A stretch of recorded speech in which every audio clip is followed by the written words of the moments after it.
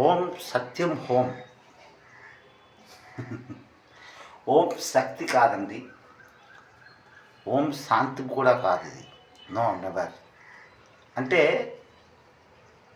ఓం శక్తి, ఓం శాంతం మనము any time anyway మన ఇంట బయట ఇరుగు పొరుగు ఫ్రెండ్ సర్కిల్ దగ్గర అన్ని దగ్గర మనం సత్యం మాట్లాడితే ఆ ఓం శాంతి, ఓం శక్తి ఆటోమేటిక్ నీలో వచ్చేస్తుంది. ఈ సత్యమైన మాటలు మనకు శాంతం కావాలా, శాంతం కావాలా అని మనం ఎన్నో దగ్గరికి వెళ్తాం. ఎంత దగ్గరకు ఒక ప్రశాంతం దగ్గరగా, అంటే ఒక పార్కింగ్ అయినా, ఒక అడవికైనా, లేదా ఏదో సైలెన్స్ ప్లేస్లోకి వెళ్ళి మనం శాంతం కావాలా, శాంతం కావాలని కూర్చుంటే అక్కడ మనకి శాంతం రాదండి.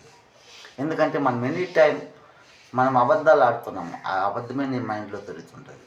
నువ్వు సత్యం మాట్లాడు, నువ్వు ఎక్కడికి వెళ్ళా, ఎంత ప్రజల్లో గొల్లు పెట్టినా నీకు సత్యం మాట్లాడితే అక్కడ నీకు శాంతిమే ఆటోమేటిక్ నీలో శక్తి వచ్చేస్తుంది. ఈ సత్యం అన్నమాట.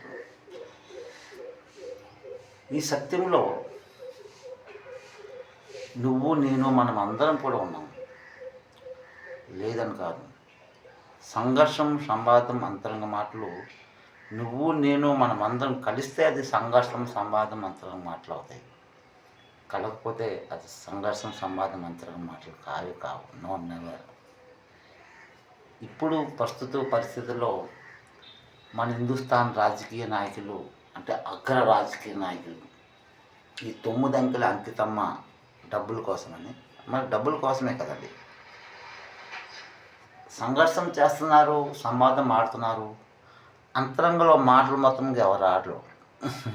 వాళ్ళకంత ఆడితే అక్కడ గొడవలు. అంతరంగంలో మాట్లాడితే ఆ అంతరంగంలో మాటలు మనము ఆడామంటే, ముఖముఖలు ఆడామంటే కొన్ని మాటలు, అంటే చెడు మాటలు, మంచి మాటలు రెండు కూడా వస్తాయండి. ఈ సత్యమైన మాటలు, ఆ అంతరంగ మాటలు ఆడిన సమయాలు ఇప్పుడు వచ్చేసాయి.